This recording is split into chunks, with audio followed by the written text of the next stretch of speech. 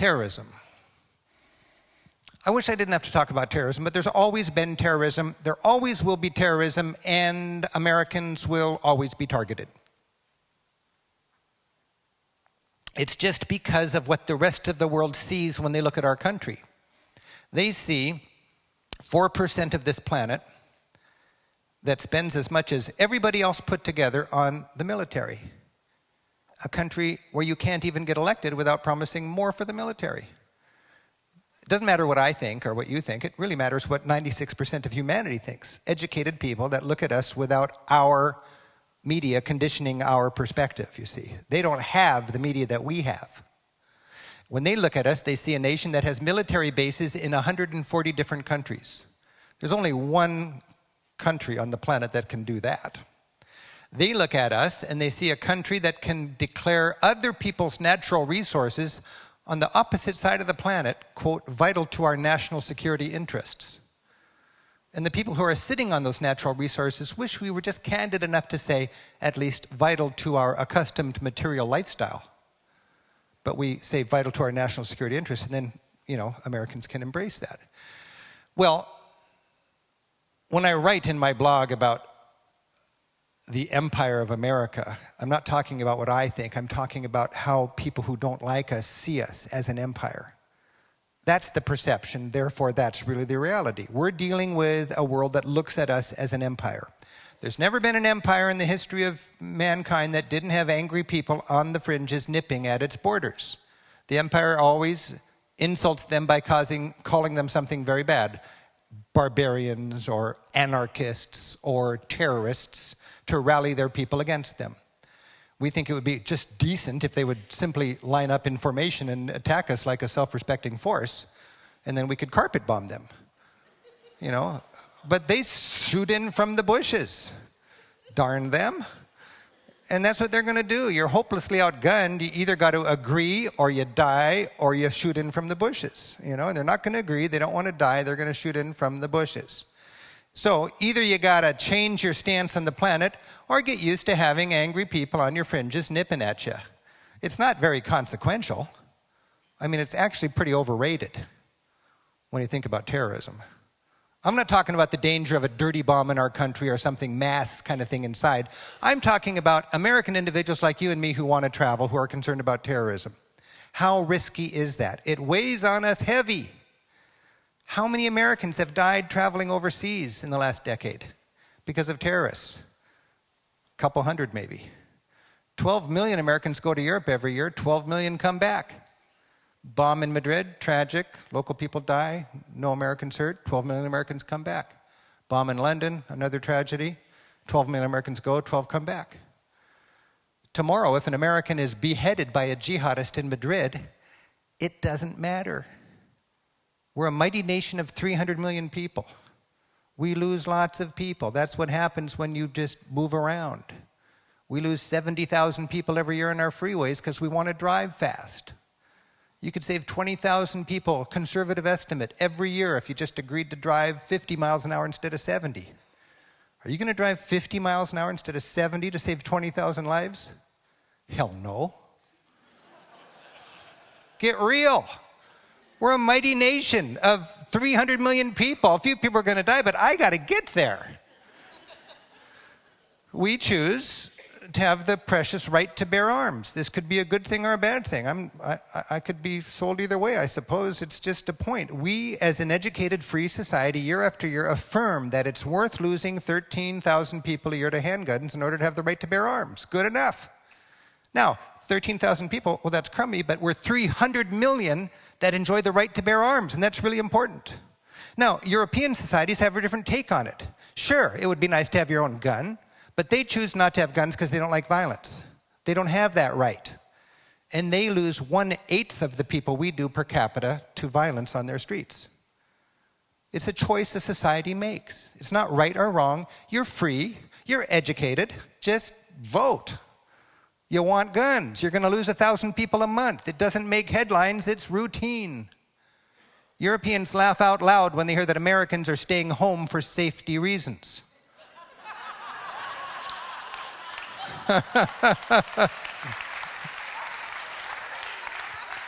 If you care about your loved ones, you will take them to Europe tomorrow, for crying out loud. That's how I sell tours. And, you know, really, if you really are concerned about terrorism, you realize the most dangerous thing we can do as a society is to stop traveling because of the risk of terrorism. That is really scary. Then they'll have their way with you. And you're going to need walls, and you're going to need guns, and you're not going to be able to engage with the rest of the world. That's a horrible result. A cool thing about traveling is you realize that all these different countries have different 4th of Julys. I love that. I used to think the 4th of July was like the party, you know, kids would. You go over there and you're in Switzerland on August 1st, and they're having the 4th of July. You go to Norway on May 17, it's the same thing. 10 days after our 4th of July, we've got the 14th of July in France. Everything's going crazy. It's fun to recognize that every different country has its own passions and celebrations. It's also fun to realize that every different country has its own dreams. I, until well into my adulthood, believed the world is a pyramid with us on top and everybody else trying to figure out how to get there. We were the model. And then I traveled, and I realized smart people wouldn't trade passports. They don't have the American dream. They got the Bulgarian dream, or the Moroccan dream, or the Sri Lankan dream. These are Sri Lankans here. They don't want to live like you and me. They really don't, believe it or not. I mean, they want to have stability and enough economy to raise their kids well and so on, but they don't really have the same dream we have. I used to be threatened by that, and now I celebrate that. I think it's a beautiful thing. Another thing you realize when you travel is different people have different kind of passions, different crusades. It's humbling. I remember sitting in a cafeteria once in Kabul in Afghanistan, and I was just doing the backpacker thing, going through Afghanistan, and a man sat down next to me, and he said, "Can I join you?" And I said, "You already have." And he said, "You're an American, aren't you?" And I said, "Yeah." And he said, "I'm a professor here in Afghanistan, and I want you to know that 1/3 of the people on this planet eat with spoons and forks like you do. 1/3 of the people eat with chopsticks, and 1/3 of the people eat with their fingers like I do, and we're all just as civilized." Ooh, he had a chip on his shoulder. I thought about this a lot after that, because that was an interesting experience, you can imagine. And for the rest of my trip, I was thinking about that guy. I thought, you know, he probably thought I thought he was less civilized because he used his fingers for what God intended them to be used for. Whereas we had evolved to have metal utensils to put metal in our mouth when we nourished ourselves. And I actually got into a frame of mind where I was eating with my fingers like well-dressed professional people do all over India when they go out to a nice restaurant. I went to all sorts of great restaurants where there were no silverware. There was a ceremonial sink in the middle of the room, and people, not peasants, people of all walks of life, they washed their hands and they ate with their fingers. And I got very comfortable with that. I had to be retrained when I got home. But when you travel, you realize that all over the world, you've got these passions and these concerns. And you also realize that Nathan Hales and Patrick Henrys and Ethan Allens are a dime a dozen on this planet.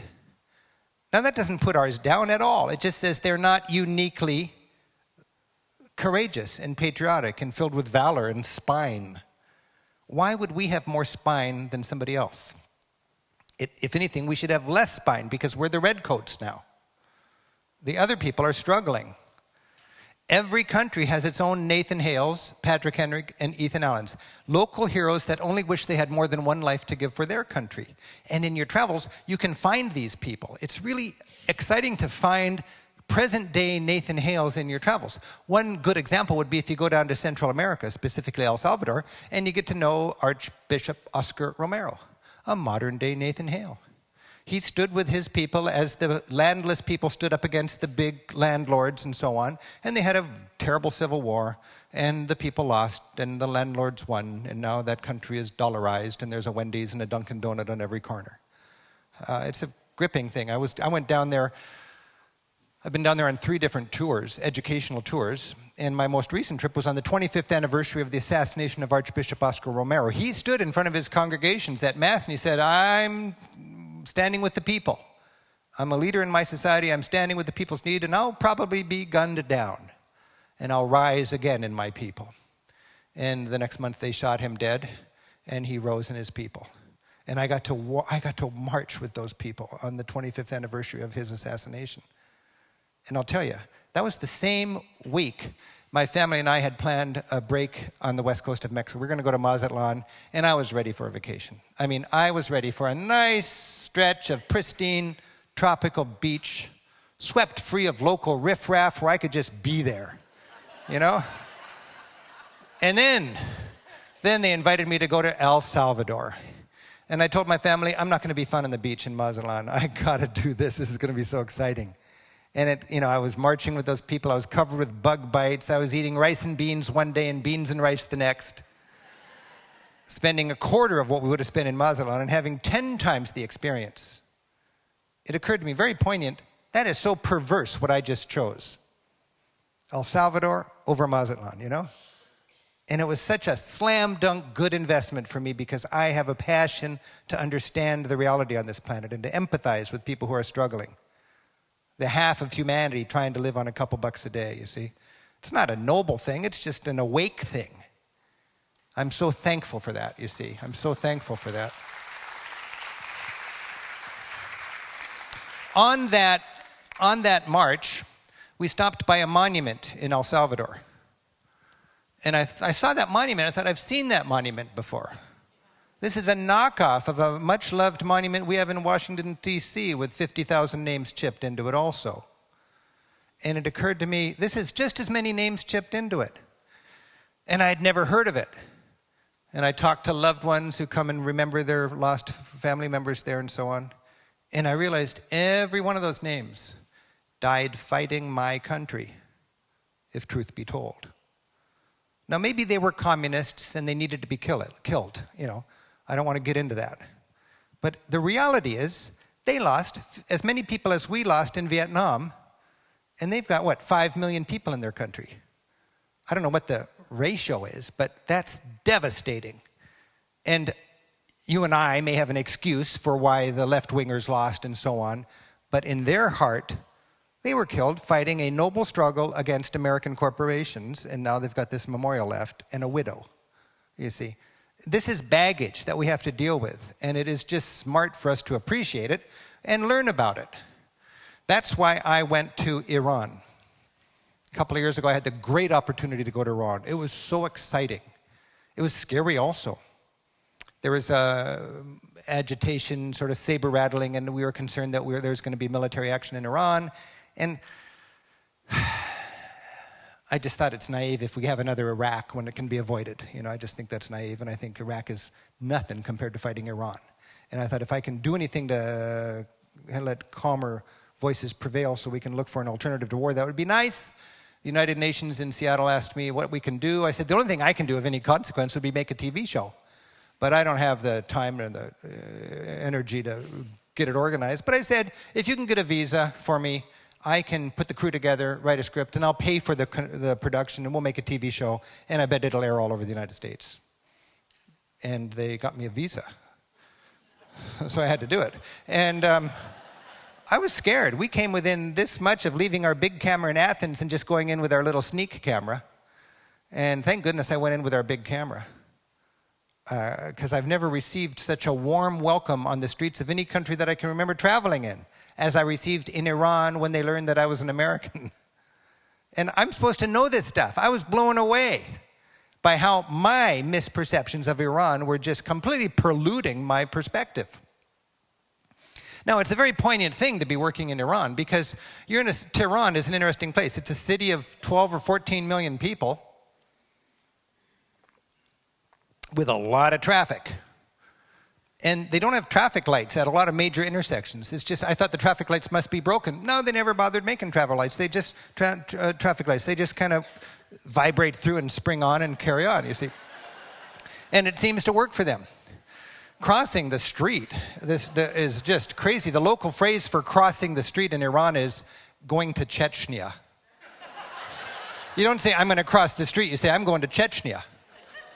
And then you do this. And so there we are, going to Chechnya and waiting in traffic jams. And all around us, we've got 10-story tall banners that say, down with the USA, made with dropping bombs and skulls, you know. Very poignant and very painful to see that, and very confusing because the people you meet are so different than their propaganda. Now, you and I know the propaganda. That's all we hear about. And people who hate Iran because of their propaganda, I think, and the media here. I was down there stuck in a traffic jam. I remember being stuck in a traffic jam one time, and the guy in the next car asked my driver to roll down the window. He handed over a bouquet of flowers, and he said, "Give this to the foreigner in your back seat and apologize for our traffic."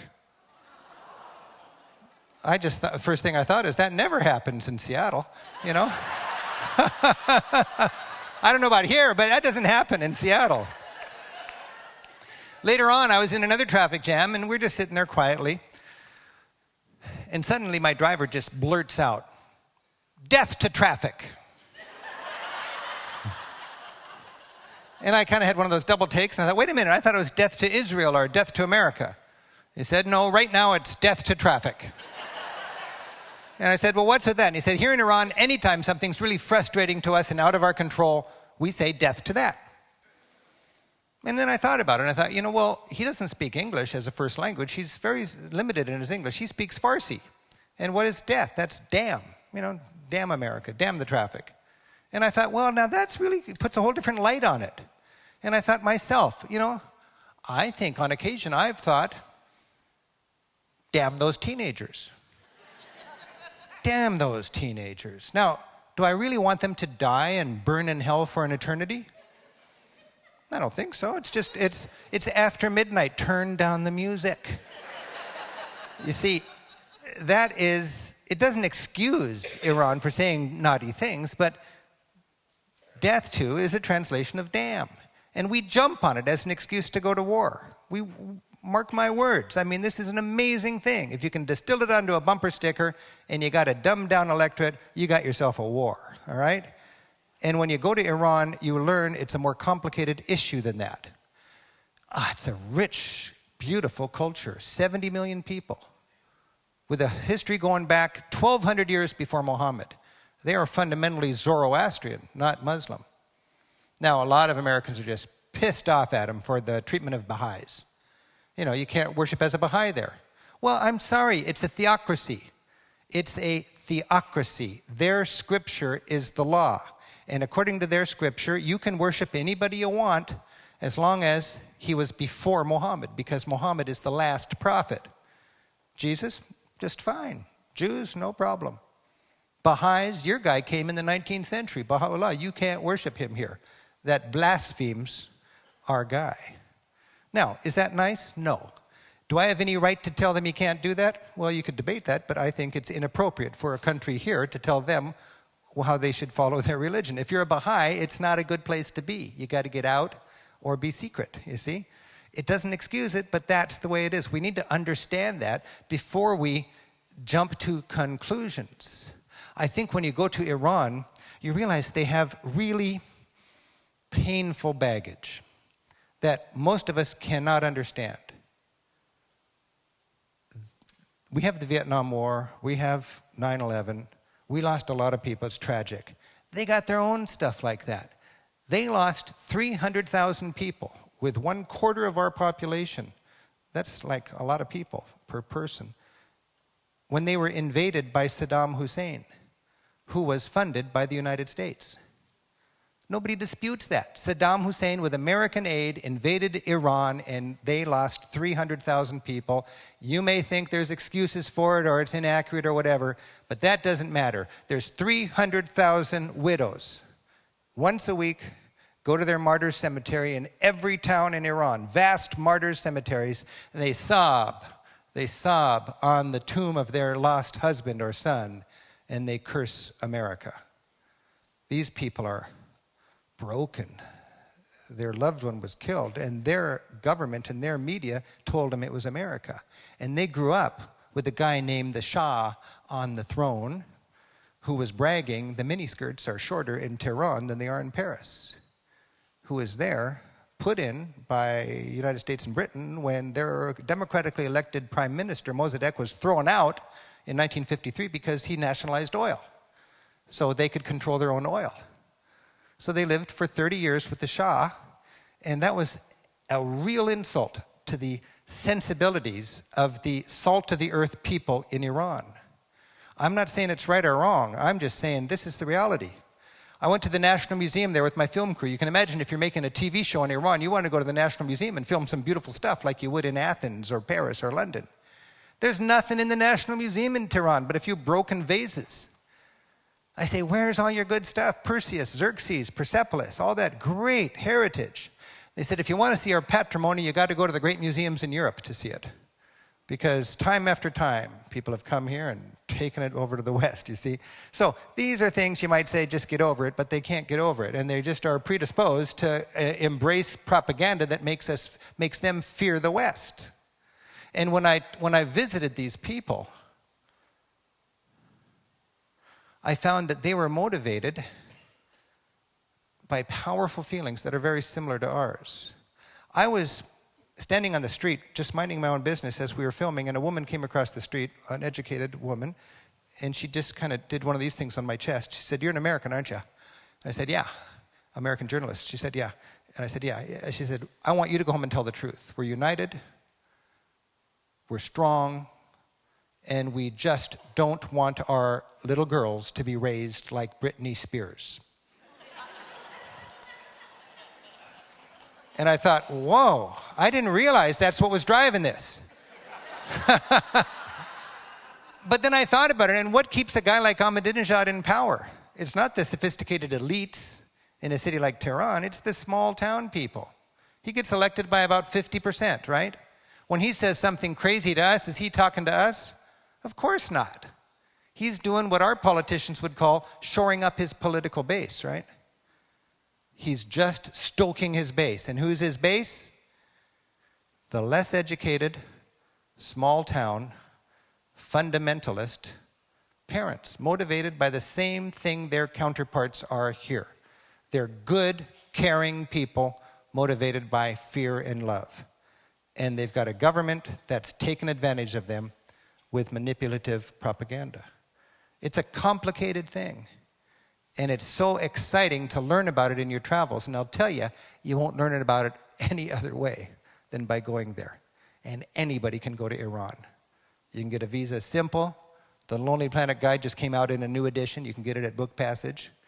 And you can go there just as easily as you could go to the Soviet Union in those days. You know, you need to take a tour, have a guide, and have things figured out in advance. But it's a rich experience. I don't expect people to actually pick up and go to Iran. I don't think it's, there's other places that are much more appealing. But I'll tell you, if you want a little understanding, that's a way to get it. I was so thankful to have public television share this sort of story. It wouldn't have seen the light of day anywhere else on the dial, I can promise you that, because advertisers were scared to death to be thought of as a Jane Fonda mouthpiece for the enemy, I didn't have any underwriters get close to my Iran show, that's for sure. It wasn't even worth asking. But public television aired it because public television is committed to bringing this kind of information home regardless of advertiser support. Seems like a silly thing, but it's really important.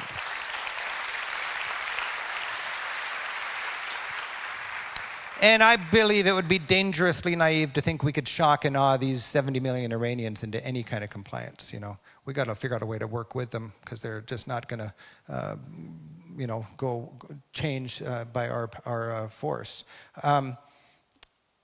It's interesting, when you go to Iran, you hear there's more nose jobs per capita than anywhere else. And I thought, yeah, right. And I got over there, and every 100 yards, there's a woman with a Band-Aid recovering from a nose job. And it occurred to me, I don't know exactly, but it just seems kind of natural, or makes sense that in Iran, women cannot show any shape of their body. And if they're dressed properly, there's no cleavage and no hair showing. All they can do is show their face and their hands. So their faces and hands are just like ravishing. And if you can improve your nose even a little bit with plastic surgery, you'll do it in Iran. I love watching people. I'm a great girl watcher. I'm on the road a lot, and it's entertaining for me. And I noticed in Iran, after about 5 days, I never looked below the chin anymore because there was never anything to see. And sort of a voluptuous, sort of ravishing, teasing, naughty woman in Iran shows a little hair right here. And after about a week, I found my eyes going up here. And it was quite exciting. I mean, you probably can't imagine what that's like, but if you spend a week in Iran, it just does really funny things to your way of looking at people, I'll tell you that. There's that modesty thing, and Americans are quick to put down Iranians because of how they treat their women. I think you could learn a little more about it and find out that it may not be a way we'd like, but it's an attempt to show respect for women. And they look at our society, and they see a society that dresses up women in hot pants and bikini tops and puts them on revolving pedestals at car shows to sell hot rods. And we say, well, of course, that's how you sell a car, you know. But they think that's disrespectful to women. So, I mean, that's just a little odd look at our society, but they would play that up, you can imagine, when they're reminding how to treat women. And in Iran, women cannot go to soccer games because they might hear the F word. Women can go to badminton and cricket, but they cannot go to soccer games. It's a fascinating thing to learn about. And when I was having fun with this school group, I can still hear their teacher. I don't know what the Farsi was, but I know that she was saying, "Girls, you look like a bunch of floozies. This gentleman from the West is going to take your photograph. Now cover your hair." So they giggled and they got their hair all figured out, and then we were okay to take the picture.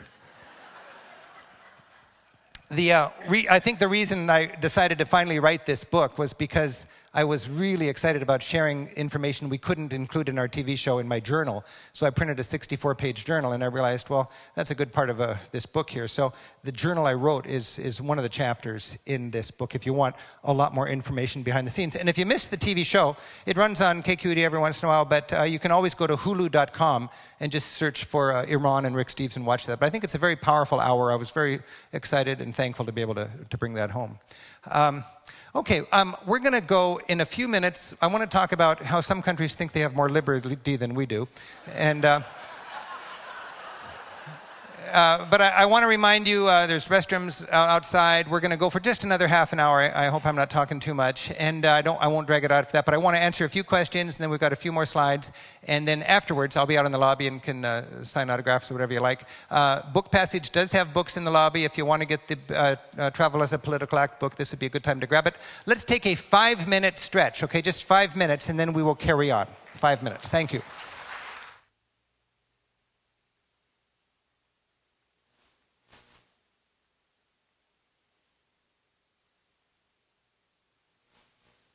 Okay, so it's fun when you're traveling to realize that different people they love their way of living. And I get that all the time in Europe. I'm in a little village here in Italy, and every summer they have a festival where the older kids teach the younger kids how to make a good ravioli. That's just heartwarming to see traditions going down from generation to generation. Here's a little town in France where the Chamber of Commerce thought it was worth investing in orbs that let people develop a good nose so they can distinguish the fine points between the different wines that they make in that region. I guess in this town, a good nose is a life skill worth investing in. Europeans love to spend too much for a loaf of bread in order to buy it from the person who baked it. Now that's a goofy notion here because, you know, it's too expensive. But that's part of their family values, you could say. Here, we're so excited about having a freezer in the garage, so we only have to go shopping every 2 weeks. And over there, they got a tiny refrigerator under the sink because they want to have to go shopping every morning because that's when they check in with their neighbors. Again, it's not right or wrong, but when you hear people here talking about family values, I like to share a different kind of family values, you see. Europeans love their fine wines, and they know how to fill it up really cheap. This is a filling station for wine in Italy. I mean, you can't believe it's the cheapest liquid you can buy in Italy is table wine. This woman just hiked from Paris all the way to the northwest corner of Spain, Santiago de Compostela, on the Camino de Santiago. And I've been really interested in this lately. And we filmed it last summer, and it'll be out on one of our new shows you'll see on KQED. And I love to, I've never done the Camino. If I ever have a month where I could do the Camino, I think it'd be a life-changing experience. I've never met anybody who did this pilgrimage trail that didn't have an incredible, valuable time. And it was a big deal in the Middle Ages, then it almost died away, and then it's had a real renaissance in the last generation, and now 100,000 people a year are hiking that Camino. And I like to be in Santiago de Compostela, a great city, to be on that square at 10 o'clock in the morning when the pilgrims come in, completing their journey. And you see these sunburned, tattered shoes and walking stick people finally get there, and they plant their foot on that scallop shell, which is what they've been waiting for, embedded in the pavement, and they look up at that Cathedral of St. James, and they're overwhelmed with jubilation. And I don't even know what's motivating them. Some of them are Roman Catholics doing the typical Catholic pilgrimage, but more of them are on personal quests. But it's just kind of fun to think there are people on personal quests. All over the world, smart societies deal with the same problems we deal with different solutions. In Switzerland, you pay a lot of money for the garbage bags, but it includes disposal. So whether you like it or not, that bag is paying for disposal, and you put it out in the morning, and it's gone. The truck picks it up. In England, you don't have stop signs. You've got roundabouts, which is kind of fun if you like driving without stopping. In Amsterdam, you've got a 4-story bicycle garage right in front of the train station, and so many people bike in Amsterdam, it's hard to find a place to park your bike there. People in Europe do not like junk mail. So they've got a very high-tech solution. It's called a decal. They stick it on their mailbox. It says either yes or no to junk mail.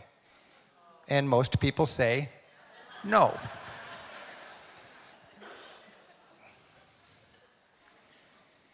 I'm fascinated by how America sort of is inclined to legislate morality.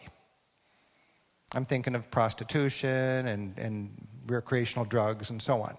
Now, everybody here has morals. I bet everybody here has a different morality. We're not exactly the same. And I don't know who can say whose morality in this room is right or wrong. We're all moral people, and it can be different. It's hard, it's futile to legislate morality. At least that's what my European friends have told me. In fact, my European friends oftentimes tell me this line, which the Europeans just really embrace. A society has to make a choice: tolerate alternative lifestyles or build more prisons. And then they always follow that by reminding me, you Americans incarcerate 8 times as many people per capita as we do here in Europe. Either you guys are inherently more criminal or something screwy with your laws. And it's thought-provoking. And we're not getting better at that. We're getting worse at this incarceration game. Prostitution's an interesting thing. I don't think anybody would say prostitution's good. I think it's pretty clear, though, that no matter what kind of laws are against it, there's going to be lonely men who pay for sex. That's always been the case. It always will be the case. Some societies are interested more in harm reduction than legislating morality. In most of Europe, brothels are legal and taxed. And if you're a prostitute, you can't have a license unless you're checked by a nurse and you are not spreading diseases. And in Europe, prostitutions ideally are independent business people. They are unionized, they rent their space, they make their money. When they have a problem client, they push their emergency button, and a pimp does not come to their rescue, but a policeman does. The police come to the rescue of the prostitutes when they've got a bad customer. Now, it's not foolproof, and there's a lot of problems associated with prostitution, but it doesn't have the disease and the violence that other countries that would be more inclined to legislate morality would be dealing with. It's just a pragmatic, harm reduction approach to a persistent problem, and I think we can learn from it. And it's a fascinating tourist attraction.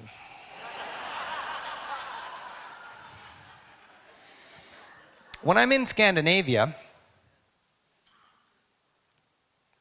in the spring, and that's normally, well, it's like May or June, I'm always struck by how many drunk, noisy teenagers are running around in decorated trucks. And I asked somebody finally, what is with this? And they said, it's graduation time. And when the kids graduate, the parents rent a car with a driver or a truck, the kids decorate it, and the parents host keggers. And the kids go from house to house just getting blitzed. I said, now this is really strange to me. And they said, well, we don't want our kids drinking and driving. And we believe that, whatever we want, the kids are going to drink on their graduation. So rather than just say no and so on, we just want to make sure they don't drink and drive and get killed. So we pay for the driver, and we host the keggers, and nobody lies, and nobody dies, and it's all okay on Monday, you see? So it's just, it would be a very tough sell here in America for parents to pay for the keggers. But we have the dead teenagers. They don't. You know, I mean, it's just a different approach. And we go to such heroics to save one little life, and then we're so bullheaded about other things and we lose hundreds of lives, you see. So it's just fascinating for me to try to be open-minded and respect the fact that there are people who tackle problems differently. Marijuana has been in the news here, hasn't it? I bet you're probably tired of hearing about it. But I just think it is fascinating to learn about this whole prohibition of marijuana from a European perspective. I've been speaking out on this for 10 years now. I've been a board member of NORML, and I go all over the United States giving talks about drug policy, and I fly home early from Europe to go to HempFest in Seattle. I get a talk at 4:20. It's a real honor. But I'll tell you, people in the drug policy discussion that I'm in, you know, lawyers and judges and ACLU people and doctors and these kind of people, are not in favor of marijuana. They just really believe that it would be pragmatic to treat it not as a criminal problem, but as a health problem and as an education challenge. And what I get to do is inject a little bit of European experience into this. Because in Europe, a joint is about as exciting as a can of beer. This is a coffee shop in Amsterdam, and it's a business. And they're all over the place. Every town in Holland has its coffee shops, and you step inside, and it's hard to know what to pay for, what to buy. I go there for my guidebook work. It's my research. And I come in, and anytime I'm doing anything for my research, I'm trying to figure out what's going to be confusing to my travelers. So you step into a coffee shop, the first thing that's confusing is you don't know what to buy. It's impossible to know what's for sale. I say, where's the menu? How do I know what's going on here? They say, well, because of the laws, we cannot advertise. You need to push this button and physically hold it down, which will light the menu so you can see what we've got for sale. Now, I just say that because it's a complicated thing when you legalize or decriminalize marijuana. How are you going to regulate it? And that's what California's been, I think, quite admirably discussing and dealing with. But obviously, if you're in the discussion like I am, you don't want billboards advertising marijuana. You don't want kids having access to it. And anybody who drives intoxicated by anything should have the book thrown at them. At least that's the European feeling. No advertising. The customer has to take the initiative to illuminate the menu so you can see what you want to buy. Now, the interesting thing is, a lot of Americans think, no way, we're not going to legalize marijuana because there's a whole reservoir of people wishing they could just ruin their lives with abusing drugs if only it was legal. And what Europe has found is, you legalize it and consumption does not change. And I would bet anything that if you legalize it here in America, there might be a little blip up, but generally consumption would not change. People who want to smoke do. It just wouldn't be a crime anymore. In Portugal, for 10 years, the consumption of all drugs has been legal. And it's not even an issue. It's not an issue. It's so silly that we would have 80,000 people in jail today in our country, 80,000 for smoking marijuana, that we would arrest 800,000 people every year. 800,000 people with a record now. Most of them are minorities and poor people who don't have the wherewithal to get around it. And now they can't get a loan. They're forever marked. They can't, you know, this is a real interesting challenge. And what they found in Portugal is that the only thing gateway about marijuana is if it is illegal. Then you have to get it from people who have a vested interest in getting you hooked on something much more addictive and more profitable. So it's a challenging thing, and I just think it's really interesting to go to Europe, if you want, and learn about how they deal with it. Because per capita, by every estimate, our governments and their governments, Americans smoke twice the marijuana per capita that Europeans do. And the Dutch smoke less than the European average. There's no indication that laws impact per capita consumption. You could make a case that it's inversely correlated. So it's just fun to work on. It's fun to think about. And this is something that I've been doing a lot lately. And I speak out on marijuana because I can, basically. A lot of people agree with me, but they're scared to death to talk about it because if they're a teacher, they'll be out on the street. You can't talk about marijuana in a constructive, honest way in many occupations and still be employed. You know, I don't need to be elected and nobody can fire me. Some people have told me, we know what you think about marijuana and we're not going to take your tours. And all I can think is Europe is going to be a lot more fun without you.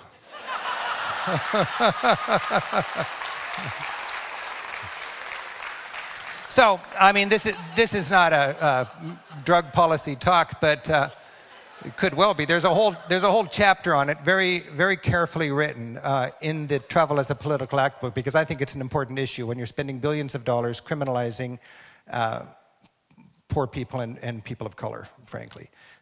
And we're having a losing war. There's no indication that it's ever going to get any better. It's getting worse. And there's a common sense alternative. I was just in Spain. We filmed it. You got marijuana shops in Spain. They hang out their shingle just like Toys R Us. And you go in there, and it's you can't sell marijuana, but you can sell seeds and all the gear to grow it. And everybody can grow marijuana for their own personal consumption. It's not an issue. It's just no longer a crime, and they can deal with it with education and health counseling. It's so exciting to talk common sense into frightened people about this issue.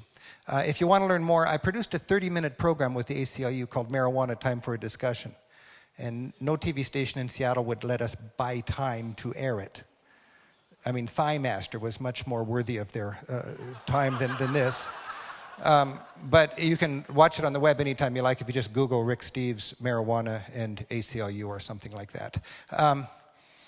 What I've learned is from talking to policemen and people who have dedicated their lives to society's problems and helping fix them. And these people realize it's really nice to take the crime out of a soft drug issue. And it doesn't mean have a free-for-all, it means regulate it instead of criminalize it. When you think about Europe's differences from America, it's interesting, isn't it? They're a Christian, capitalist, well-educated, affluent continent just like us. And we have these differences. They're just as passionate about their government by, for, and of the people as we are. But when I think about it, because I've been talking to a lot of people, why are Europeans different than Americans? Well, they have a denser population. They've been around longer than us. I think they have that Rousseau notion of a social contract rather than the Locke. Everybody does everything they want as long as they don't hurt somebody else. That's sort of the rugged individualist that's America. Whereas in a densely populated European situation, you need to all work together more closely. When it comes to government by, for, and of the people, I think we're both into that. But I do think when you look at it, in the United States, we have government by, for, and of the people via the corporations that we own. That's not good or bad. I'm just saying that's what we do. Our government is designed primarily to create a good business environment so the corporations that we own as a society will prosper. It's a reasonable thing. In Europe, on the other hand, it would be government by, for, and of the people in spite of the interest of the corporations that they own. They are just as invested as we are in their stock market per capita. They just have a different sensibility or ethic when it comes to community and sustainability and what is real profit. You would find a law that requires you to pay for the disposal of your car when you buy it in Europe long before you'd find it here in the United States. Because in the United States, that would be considered bad for business, right? And in Europe, that would be considered honest accounting and good for sustainability. So again, it's not a judgmental thing. It's just when you look at Europe and the United States, you see a difference. And when I want to understand Europe, I want to understand Europe in its extreme. So I go to Scandinavia, the most highly taxed, least church-going, affluent, and by every statistic or measurement, most content societies in the rich world, okay? Highly taxed, least church-going, affluent, content, Scandinavia. Now forget Norway because they got all that oil, so it's too easy for Norway. But Denmark, all it has is cows. And they can still pull it off too. Okay, when you go to Scandinavia, you find they're religious, but their religion is humanism. You go to the main square and you find not a church, but a city hall. In Stockholm or in Oslo, the city hall stands there bold with bell towers instead of spires. An area for everybody to gather like a nave, a pulpit, a lectern rather than a pulpit, grandiose mosaics telling not Bible stories, but celebrating heroic individuals who have contributed mightily to their community. It's humanism. When I talk to these Europeans, this man's a school teacher in Switzerland, I love to use them as a sounding board. And I talk with Ollie and his family, and I say, Ollie, how can you Swiss people so docilely pay such high taxes?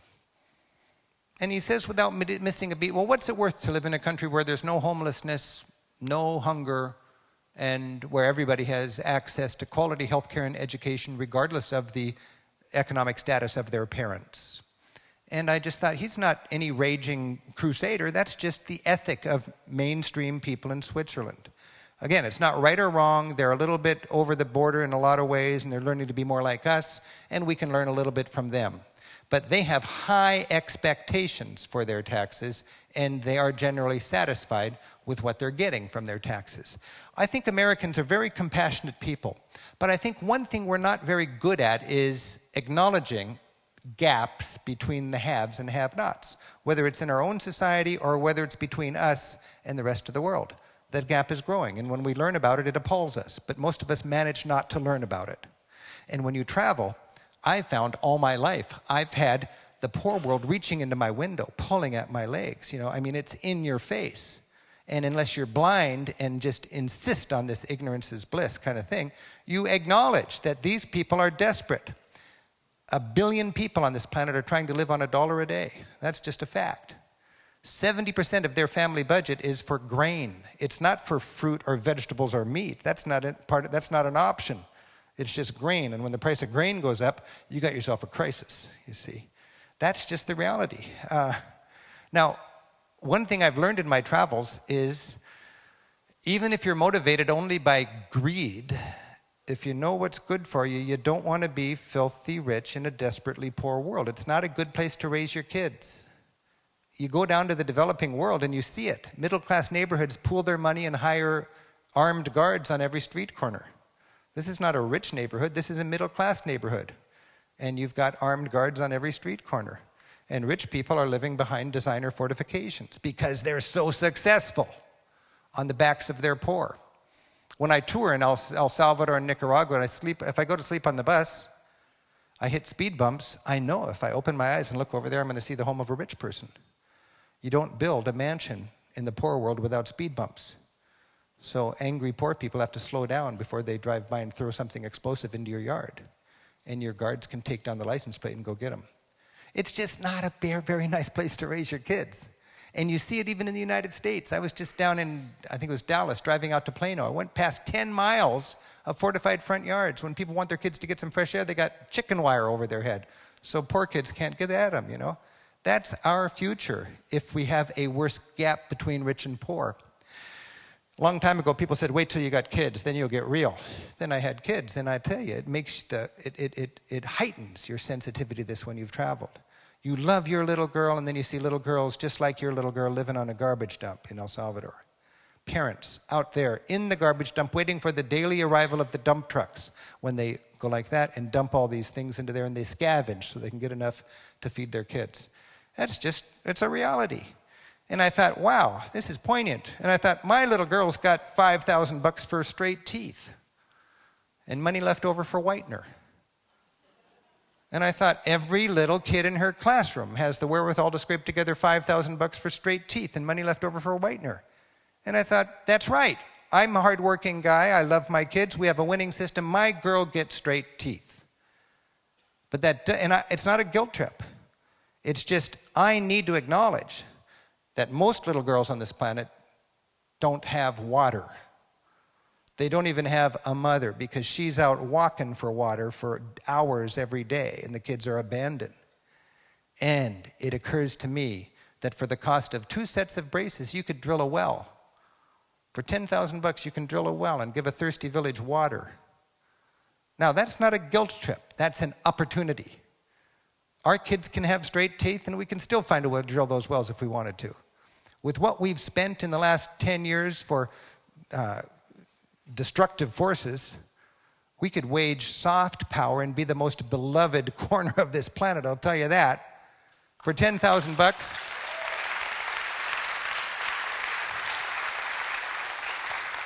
for $10,000, you could, remember well, you can look at your own statistics and so on, but imagine what it costs to keep a guy in arms in Afghanistan. It's necessary for him to be there, okay. But think of the alternative. If you took that money and drilled wells in thirsty towns with kids that are abandoned and taken over by people who hate America and want to raise them with these angry feelings. You got a well. The moms stay home. They nurture their kids. Every morning when they go out to get their water, they pump that well, and what they think is America. Thank God for America. We've got water. That's soft power. Even if all you care about is national security, that's the best deal on the planet. And it'll never sell here. Never.